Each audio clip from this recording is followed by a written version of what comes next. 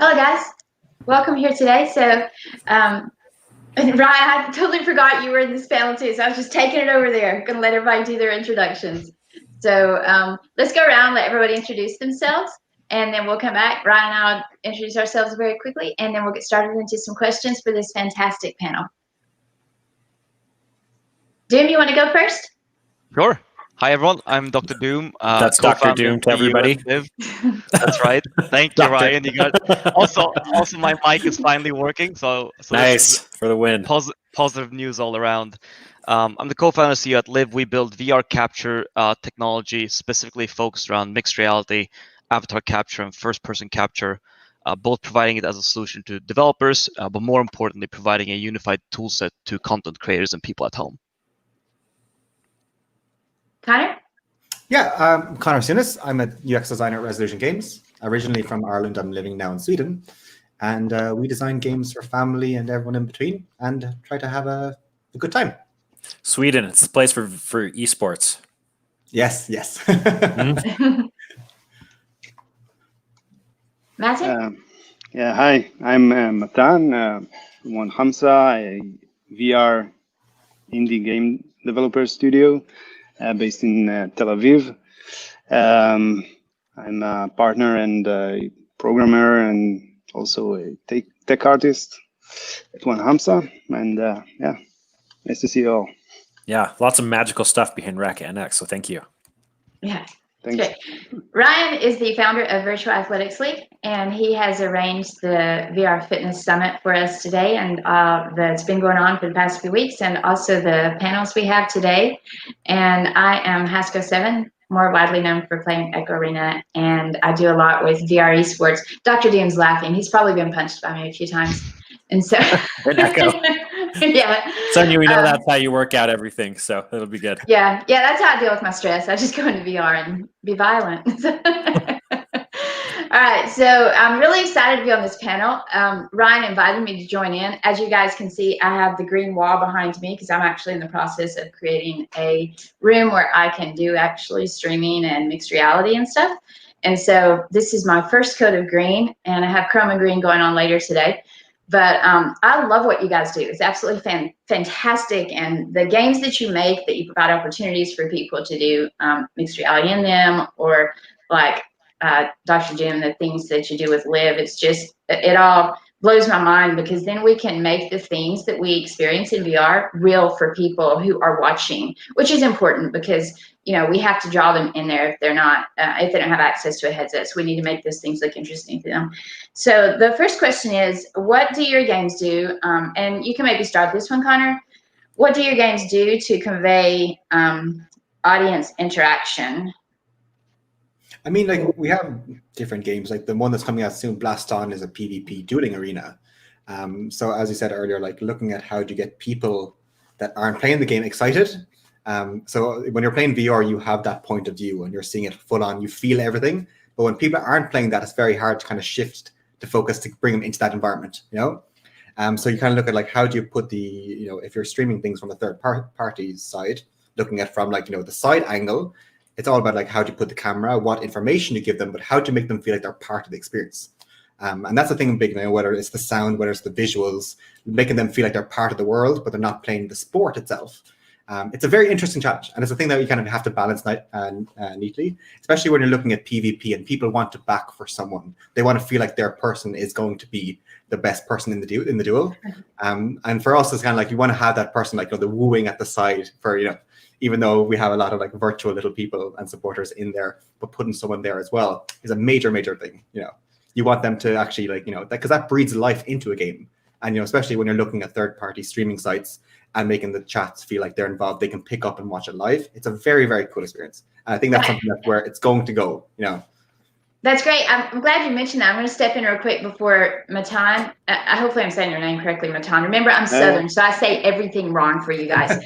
So, but Dr. Doom and I were talking kind of about that before. Like, what you just said is what he's talking about. What I was referring to, Dr. Doom, which is basically that we have to somehow make sure that people feel affiliated with the game and the players and the experience and overall, especially for VR esports, for example. So when you give them someone to root for, or you let them see that competition actually taking place, then they can become more engaged.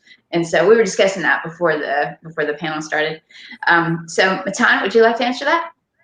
Yeah, sure. So I would add to what Conor said. Same thing with our game, which is like a VR sports game, and you really want people who are watching the game, especially if they're not, they never played the game before. They don't really know what's going on. They don't know the rules of the game, and you want them to be engaged. So you have to, and also because the game takes place in a huge 360 dome.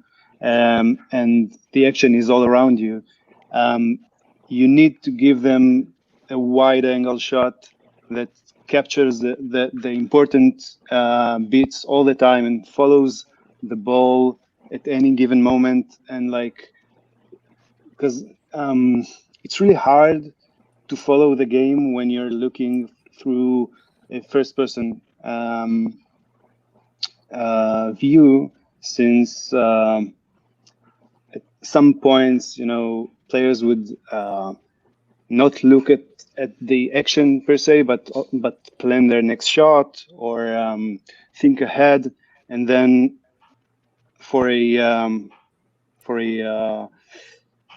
viewer from the side, it's really confusing and hard to follow. So it was kind of a challenge to find the right way to give the audience like a smooth enough and calm enough camera view to be able to follow this very chaotic game. Right. And that's exactly right. And I think, just kind of going off what you said, like today we're talking about VR games, right? But this is not just like spectating in esports is kind of like the more general topic, right? And in VR, you sort of have this unique capability to do like mixed reality, which, has generated like billions of views. Obviously, like I remember Racket NX back at VRLA was one of like the very first like mixed reality experiences, right? And we just did Until You Fall mixed reality. But it's not always just about the mixed reality, right? Like it's just not pigeonholed for that. Like I'm thinking of like part of the reason that Echo Arena and Onward do so well is because they have awesome spectator tools, right? Yeah. And so Dr. Doom, I know that you think about that a lot. You've had some esports background, just thinking about like how people watch esports in general and for VR. Yeah, I mean, I think like me and Haskell or Sonia rather, we're talking on Discord. It's really not about being opinionated about what tools people, whether they're creators or esports organizers, should use to present, a game or a tournament. Mixed reality has its uses, but it is a tool in a sea of tools. And anything from game-aware spectator cameras, like virtual cameras rather, to avatar capture, to just smooth first-person perspective, they all have a place in what is supposed to be a tailored experience. I think what we're seeing with some games that are coming out soon, including games like Onward, is they have a Spectator Client, which is just another instance of the game that renders either more information to the spectators, which is very much important in VR, where you don't have a UI layer usually that shows your remaining ammo, currently selected weapon, minimap. All that stuff tends to be in the near field UI for the player. And so what we do there is we provide developers with a unified API, or SDK in this case, where they can essentially render those targets to the spectator cam. So you can now have a 2D UI for your current ammo, weapon selected, minimap, in addition to letting them take over control for the camera pose. So if you have a very specific reason or thinking around how you want the spectator experience to be for your game, particularly in, say, a tournament setting where that can be really critical, then we want to make sure that we provide that. And the challenge there is for developers to all do it themselves, because not only do you need to like build it in, and we all know game developers are super busy all the time, there's always shit to do, but more importantly, if you want end users to use it, you also need a unified interface for those people to learn the tools and use the tools. So it's generally not good enough for every developer to build their own tool that then the content creators or the tournament organizers have to learn to use. And that's kind of how we've tried to position ourselves, adding value to developers through simplifying their life, giving them access to creators, and then letting creators run with it and really take that game in front of their audience. I think, and Sonia, you probably have something to say on that too, but like, Yeah. you know, basically to this point, like nearly every developer has made their own unique spectator client, right, in VR. And it's still sort of at this stage where, you know, those spectator clients are awesome. Like Echo is the one go back to over and over again, right, Sonia, on that? Oh yeah, yeah, they have great spectator client. But they're difficult to make, I think is the point. Yeah. They're just incredibly talented, those developers. So yeah, Conor and Matan, I don't know if you guys, you know, Racket and X obviously has some spectator stuff, but, you know, how difficult was that process to make? Well, for us, it went through a couple of iterations before we reached the current state. And we actually have some plans in future to expand that and do much more and do a spectator client, as Dr. Doom said, something like that. But yeah, the hard part was to understand what we're doing wrong and how to do it better. And the thing that we were doing wrong at the beginning was we were trying to give like a very cinematic, very cool, artistic shots, switching between them with like a very clever algorithm and trying to make like a very cinematic view of the game.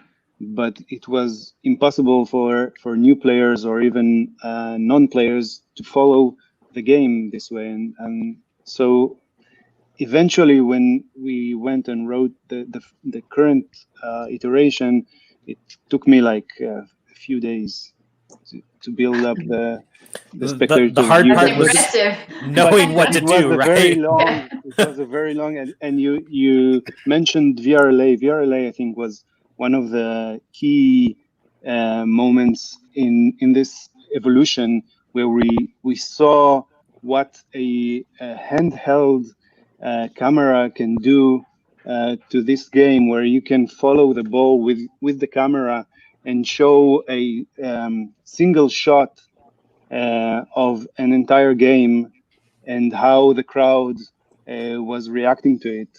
And it was really inspiring, and this is what inspired me to go and work on that solution at the end. Yeah, I remember that. That was so cool to see at VRLA, and you had like the camera tracker, and you had like 50 people in line because it was just like so cool to see. I don't know, Conor, if you can reveal anything about like spectating in Blaston yet, which is upcoming, and so tease us with what you can, right? Because I can't say anything about the spectator for Blaston, like especially not at launch. But I was just in general about the spectator mode in development, like for resolution games. When we make spectator modes, it usually depends on the kind of like the purpose of it. So some spectator modes are more like going to be used in development, but never will make it past release. So like when we're making our like debug, you know, so if we're playing games and we see that, okay, if we add more people join us, they're usually put into like a semi-spectator mode. So you can see like anything goes wrong. But you'll see like, for example, like the Blaston trailer, very nice shots, very nice whatever. We usually will have a spectator mode for our video trailers. So we'll have the tools internally as well also to make them. So it usually depends kind of how we're actually going to make them and what they're for. If they're going to be for the end user and the viewers, or are they also going to be just internally? So their development is the same, but more like we have to decide where it's going. So I can't confirm for the Blaston that there's going to be a spectator mode at launch, but it's definitely something that has been considered. Yeah, I think people will definitely be watching Blaston, right? Yes. Like definitely, yeah. That brings us to the next question, actually, that I was sitting here thinking about while you guys were talking. And for you guys may know this, but people watching may not. Before I became familiar with virtual reality, I hadn't even heard of it. And I certainly never watched esports, traditional esports, like on television stuff. You know, they advertise those everywhere. I mean, they're broadcast widely. The very few times I did see my sons or someone playing esports, or you would see it on a computer or television, I had no earthly idea what was going on. I'm just like, what are all those little characters running across the screen? And, you know, why are they exploding? And so when you were talking, Matan, about the theatrical effect and stuff, I was actually thinking for VR, one of the things I like about it when I see trailers or different things like that, or when I see esports and I go to live events and see esports displayed on the screen, it shows the person. I like the fact that it shows it more like traditional sports. I'm not talking about traditional esports, but traditional sports, because VR esports are more like traditional sports than esports. Even though we use the technology, you know, we have the physicality. And so that kind of brings me to the question, which is, how do we get other people to recognize VR esports as a sport, in the sense with, you know, in this particular discussion where you're showing the spectator and showing what people are doing in game and stuff, so that we can have it on places like ESPN and stuff? What's it going to take for us to get there? I think for me, one of the things that make the game much more enjoyable, and again, I think the last panel when Dave was talking with you, he mentioned it. We had the finals of one of our tournament being broadcast with the MCs, and they did a really, really nice job at conveying what's going on and giving like an insight of pro players to what's going on, and it was really mesmerizing to watch. And I think that if it was possible to broadcast more games like that, with like pro players commentating on the game as it's being played, that would be another step towards sports, real sports, as you said. Yeah, because this year has definitely been a difficult one. A boost. boost. Well, it's been a boost too, us. for sure. Because I think Matan, like we have Unmarked, one of your top players, and he's also casting over some of the Racket NX footage, right? We just did for the tournament, where we took like the top 16 players from the challenge and ran them through that. And so really excited, when we released that VOD. But like the elephant in the room is like, this has been a bad year for sports, right? Like Donovan Mitchell, bless his heart, that's a moment that seared into my mind of, him touching all the mics and coronavirus and all that, right?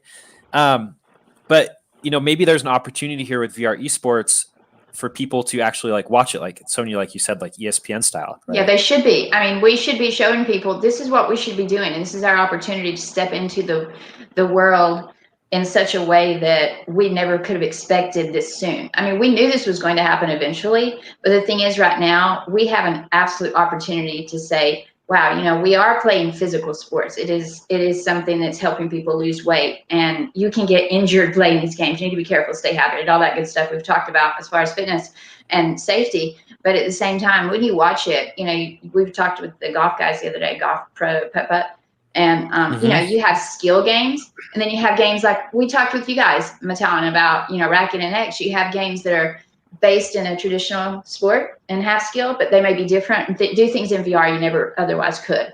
And so, yeah, this is our chance, you guys. And you got to tell people how we can get this out there. Dr. Doom, what do you think about all that?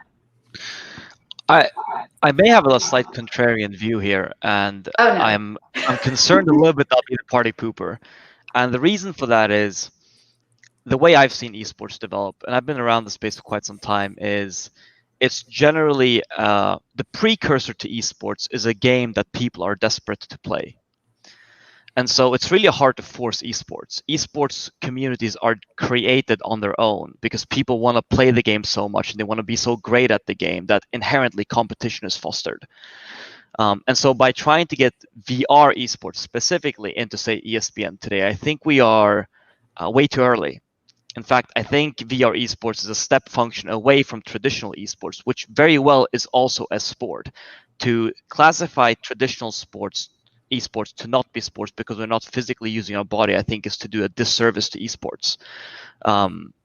Because there's different ways to be excellent and competitive and athletic, and some of those can be hand-eye coordination and whatnot. So I think we're far away. What I do think, though, is there is an opportunity for esports to be more accessible to the everyday person. Because a person is in there moving their body, it's not abstracted away. I'm not using my mouse to shoot someone in the face anymore. I am holding a gun stock and I am moving my body and I'm pressing the trigger, or I am shooting the racket with my arm. And so a combination of spectator tech that brings the human back into the center of focus, which I believe mixed reality actually does a really good job for, and more time for VR to get to a point where we have enough critical mass of players so we can have a subset of players who are competitive, so we can get the top players who are really, really good at the game in a sea of players, I think are two precursors to seeing esports really make it out and do a big splash for VR. Yeah, I think just riffing off that, like one person we have in the chat is Robo Creator, right? And he's one of the founders of like the Echo Combat Flamingo League.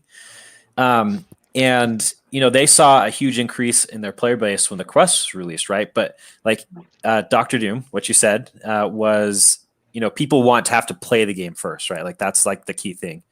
And then stuff comes later, like Overwatch. They first played it, but then they didn't have like a spectator camera for a long time before that was on ESPN, right? But even still, like people are like, they say Overwatch is really hard to watch from a spectator perspective, right? Which is kind of true. I guess it's still like an unsolved problem. So we still have some time to go, right? Is what I think you're saying. Yeah, and it's like Overwatch has the problem of being just overly chaotic. A good example that I take. I come from a fighting game background. In fact, I have my arcade stick right here. And no way, fighting games are excellent because fighting games have huge competitive viewership scenes.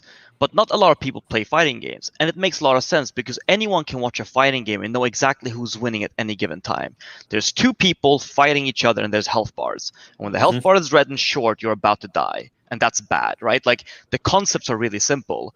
But that isn't necessarily the case in a game like Overwatch, which obviously has millions of players. So there's always a subset of fans who tie onto those players. But the mechanics themselves are really, really difficult to grasp. Yeah, that's what I was actually talking about as far as, I think esports requires a lot of skill. I mean, it's a ton of skill, but it's a different kind of skill. With VR esports, you do have the physical part of it. And so I guess what I was getting at was that it's a little bit easier for people, say like me, average consumers, people maybe who have never had VR experience, and maybe even people who've never even had any familiarity with esports. Maybe they're not a young male, and so for those people, I'm saying I think that the tools you guys provide with spectator views and mixed reality and things like that make it a little easier for average people, like let's say my family who they don't even own computers, for them to understand what we're doing in VR. Those are the people I'm talking about, just average, regular, everyday people if they see stuff. So don't you guys think, like, I think what you do, those tools make it a little easier for those people to understand what it is we're doing in these games. What do you think about that, Conor? Yeah, exactly. Like I think it harkens kind of back to when you're talking to Tommy earlier about, how do you introduce someone into VR and like, in the whole of cookout and cooking, like lowering the barrier of entry for those people into what esports or VR esports are. So like how the treatment of the game is in the production side or after the actual like streaming side. If they see that it's treated like a traditional sport with the graphics and how sports are, seeing the fan cams of people watching it going crazy, it brings them to a point where they're starting to actually kind of connect the dots with like, okay, this is a sport, this is a tournament. I think it's the treatment, and obviously like in the game development, we are making the game with the game loops of these kind of style of mechanics, but it really does kind of go like past the game and how it's treated in these things. I think that's what really will make it easier for people. You have to lower that barrier. All right, so I want to ask the next question, Ryan, because these questions have brought us perfectly to the segue here. But to lower the entry point and make sure people know that they can do this, and we're not just talking about esports here, we're talking about virtual reality in general. And Dr. Doom and I, we were talking about that before. We're not just referring to one little thing here. So how does this all fit in with, for example, Ryan's doing this summit, the VR Fitness Summit. So how do we use the tools like spectator mode and, UI, UX? How is all this affecting VR fitness? What does it all mean? How does it tie together? Because are you seeing that people are being able to show their progress, for example? And, so talk for a minute about VR fitness, because that's something I'm really passionate about in this field. And I definitely think the games you're making, even something like, not necessarily a cardio game, but like Cookout, if you're going into a VR game and you're doing that for an hour each day or two, you're doing something besides nothing. And so, it's still better for you than maybe what your options were before. So chat about that just a second. You want to go first, Matan? Yeah, I think in our game specifically, we've watched lots of players play the game and upload videos, and it's been a few years now that we've been out there ever since early access 1, and I've watched hundreds, I think, of videos that have been uploaded, and most of them are new players playing the game. And when you see a new player play the game versus like you mentioned Unmarked earlier, which is one of our top players, and he's really, really serious about the game. And when you see him play the game against versus someone who is new to the game, it's a completely different game. And there's this fitness marking that I don't remember the name. They did this calorie per minute calculation on a bunch of different games. The VR Health Yeah. Institute. Health Institute. We have a speaker keynote from him tomorrow. He actually recorded it, and we're going to premiere that. So, Aaron So heads that I up. think that specifically, I'm sure it's in other games as well, but in Racket, it really depends on how you play the game. And when you play the game as serious as Unmarked, for example, plays the game, I'm sure you're burning much more calories. And I think when you can see someone like him play the game, and the endless possibility of progress in this kind of games, and I think it's just like regular sports, real sports, where you can play it, I don't know, for years and keep on progressing and getting better and better.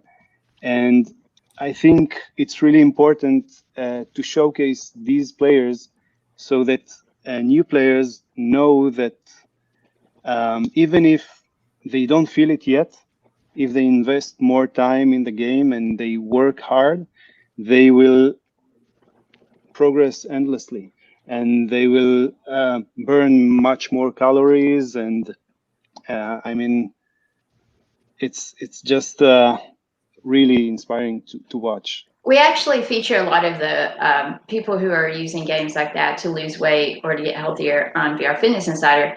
And one of the interesting things is, you're exactly right. The calorie burn is excellent and the weight loss is good. That's actually, I don't know if you know this, Ryan, but that's how I started writing for VR Fitness Insider, is because Shane did an article on me because I lost 40 pounds playing Echo the first summer I started playing, 2017. This is the mandatory time for me to mention I lost 25 pounds this year doing VR Fitness. Yeah, I mean, it's just the best thing ever. And so, but he did an article on me, and then I was like, hey, I'm a writer too. So I started writing for them. But I think it's just one of those things where you have, it's such a great tool, and you can hang out in a lobby, or you can do a game more casually. And then you can also have a game where you're a lot more active. So like with Racket and X or other games, you can play seated or you can play standing games. You can switch it around so that it depends on what you need. But I don't remember what I was going to say. We've actually had people we've talked about in VR Fitness Insider that it's not just about the cardio and the weight loss, but they've actually, of course, those have other effects, like their diabetes have, they have been able to have improved tests on other things like their heart tests and other stuff. It's really amazing, all the different things that go into healthier body overall. And so that's been really exciting. Conor and Dr. Doom, I think we had a slightly different version of that question for you, but how is VR fitness conveyed with mixed reality was the question to pose for you. And Conor, you can address either of those aspects of that question regarding fitness, because I know you have a variety of types of games, and so I'd be interested to know what where your mind is on that. What do you think about when I ask you about VR fitness? So, Dr. Doom, you want to go first on that? Oh, sure, yeah. I think when it comes to particularly for us, our focus is creators and people who want to share their content, share their experiences with the world. And there's definitely a powerful aspect of working out and having other people watch you work out, both from an intrinsic motivation and an extrinsic motivation perspective. So people love dopamine, and we are a really good way to gain dopamine through sharing your content with your fans and followers. Yeah, VR is good for that. VR is awesome for that. I mean, you are literally in the game, and as close as that experience that we can share, the better. Really what we're doing is compressing a 3D experience into a 2D feed and trying to lose as little information as possible. But the other thing that I think is interesting is the perceived effort exerted versus real effort exerted. And we see this with treadmilling and running in the wild. So people who run outdoors versus running on a treadmill tend to perceive that they've exerted less energy, but they tend to run for longer. And there's probably a lot of reasons for this, but one what seems really intuitive reason is you are in a stimulating environment and you're not just on a treadmill. And I imagine games have a very strong amplification factor to that. So if you're having a lot of fun while you're exercising, and like genuine gameplay kind of fun, like you have in Racket NX, like you have in Beat Saber, O-Shape, Synth Riders, you name it, it is no surprise that people are not only spending longer exercising, but that they are exerting themselves more.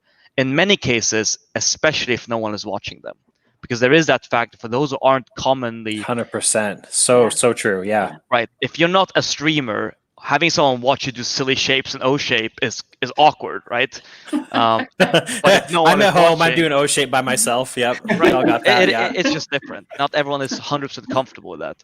But yeah, those are my thoughts. I guess, just building off of that, we're going to have like a science and VR panel later today. And it's actually, you talk about the treadmill thing. That's real. Like people's perceived effort is lower when you add in games, when you add in virtual reality, and you add in music, I think is what the scientific research has said.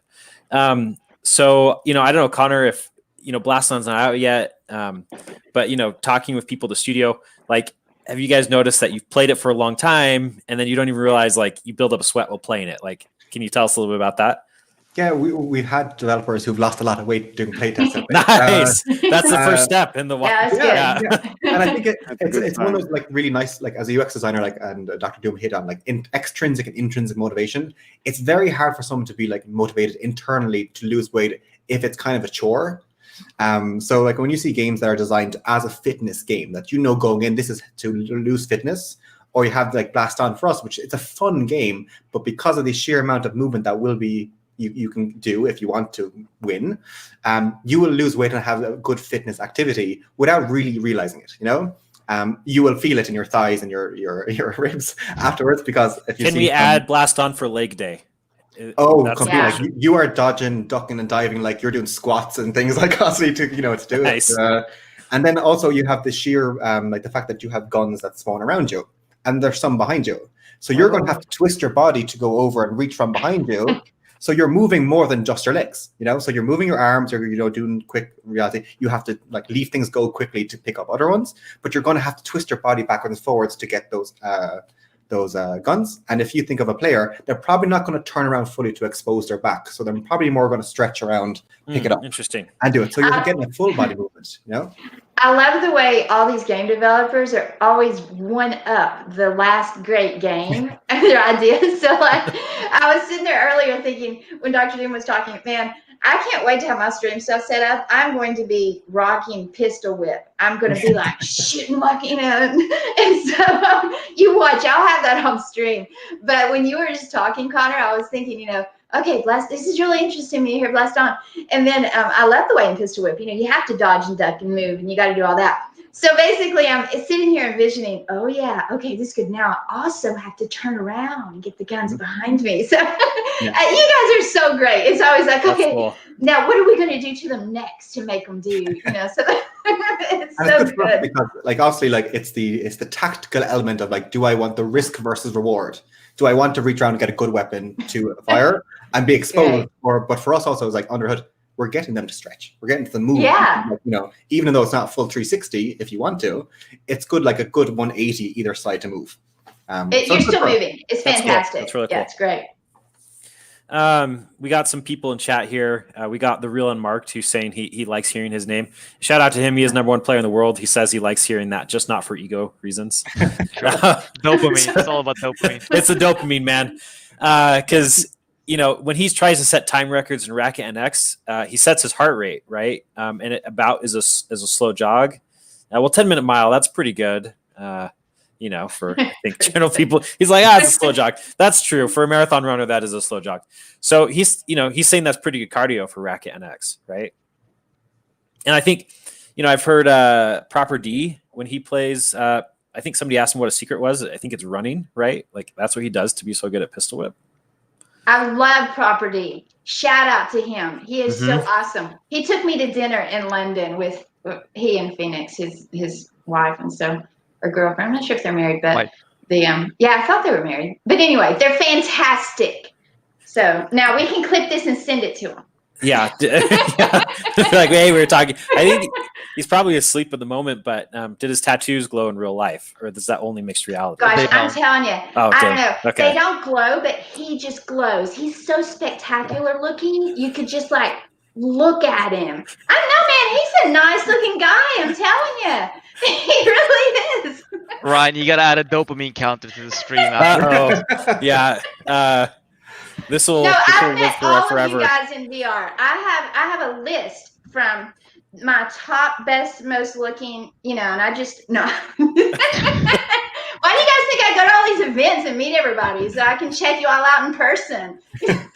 Number 13 is There's a hot or not website for all the VR athletes in the world. Hot or not? Sonia. You shouldn't have even said that. You shouldn't have even said that. One might call it the Haskell 7. Oh, who's in the I'm top sorry. 7? I'm about to be a dad almost. Who knows? All right. So some slightly more safe for work. I mean, this is pretty safe for work, right? We're good. Safe for work. All right. I think we got maybe 6 or 7 more minutes. We can take some audience questions. We got maybe 1 or 2 more questions that we had planned out here. But yeah, I guess just, what's on everybody's mind. We talked a little bit about ESPN. We talked about exercise at home. I have a question for them, Ryan. Yeah. Okay, so my question for you guys, this is probably geared more toward Dr. Doom, but you other two can answer this as well. It's be great for your input. What if, for example, you guys see I'm sitting in this room and it's green here. So for the people watching this who might be interested in becoming the next Proper D, becoming these people who are good streamers, what advice do you give them? Not just, you can answer it however you want, like physical as far as what you do, how you need to set up, what do you need to provide or whatever, or what's the purpose in it? What benefits are to them? How does it benefit your games? You two can answer that, Conor and Matan. I mean, why are we doing this? Why is this good? Can you answer that? I mean, I'd like to define it a little bit better. I mean, who is we? If you're asking why would you want to create content, the question should be, are you doing it for enjoyment or are you doing it because you want to be a professional content creator and make a living from making content? And those are vastly different. If you're just trying to share your stuff with your family and friends, there's a million ways to do it. Live is one of them. Regular first-person capture is another one of them. There's tools out there. If you're trying to be a professional content creator, putting yourself in those shoes, your job is to stand out of the crowd and drive eyeballs. And there's a million ways to do it, and there's a million tactics to get there. One thing that we've found, and that data seems to show, both on our side but also on Oculus' side, is when you have a mixed reality video, people tend to watch for longer and scroll past your video less. So if your job is to stop people from scrolling past your video with their thumb, mixed reality tends to be a good attention breaker. Mixed reality is also good for encouraging people who've never heard of VR to get a sense for what VR is like, but it's not suitable for every game, particularly not shooter games. So there's some concessions that you make there, and there's ways around it, many of which that we actively work on. Yeah, I mean, we've seen that, right? Because we've starting to see celebrities can we call him a celebrity, or is he a meme celebrity, like Logan Theobald, right? huge on TikTok. Yeah, he's huge on TikTok, right? And when people scroll, he's got a ton of sponsored videos now from people, right, that just stop. And you mentioned that, factor. Like I think even on our Pistol Whip broadcast we did for Oculus, like people tuned in more when we had mixed reality on screen, right? Like even just that. And anytime we'll run like a Facebook, just whatever, like always more engagement like with mixed reality. And shooters are kind of tough, and Echo Combat, some other ones you got to make some concessions there. On the shooter side, real quick, I mean, what the solution there is essentially if you can mimic what a 2D shooter experience is from a spectator perspective for VR, then you've already won. You've already gotten all the way there, because that is what people are expecting. You want just enough new stuff in a sea of familiarity for people to really pay attention. And really what you want in the shooter world is you want the flat perspective with the person in the middle if it's a third-person game, and then you want that person to be controlled by a real human and not by pre-canned animations that you've given the character as part of your totally Fortnite 100%. and that's quite easy to do. Ryan, Yeah. I was going to say what you were talking about, the mixing them, when you guys were saying showing the stuff and people drawing more attention, just look at the numbers of Quest users we've just had come in. And I know specifically what I'm most familiar with is Echo. The reality ads they did, the reality ad had the reality guy and he's flying through in the game. Those were spectacular. They were amazing ads because they used the mixed reality. And then you had that at the same time, of course, with Quest availability. And so I think that ad, because of the way they did that, with it being mixed reality, absolutely helps sell headsets and bring people to the game. But it sold headsets, sure. which helps the other game devs as well. Yeah, I think we got just a few more minutes here, so maybe I'm going to toss this out as a question because I just thinking about like Fortnite dances, right? So recently I've been playing some fun like VR shooters, and I've won some matches, and then I get to the end and I'm like, oh crap, I can't press a button to do a Fortnite dance. I'm like, I got to dance in real life, right? So I guess for Matan and Conor, have you guys seen people do like celebratory dances at the end of it? I guess also, how can everybody find you after this panel? This is going to be recorded. People will watch it later. So yeah, are people dancing at the end of celebrations? And Dr. Doom, you have to tell us, what's the best one you've seen, and then where can people find you after this, or when they watch it later, when it's after this. So I'll start, and for me, it's for sure. You can see players dancing at the end. You can see players shaking hands at the beginning and at the end of a match.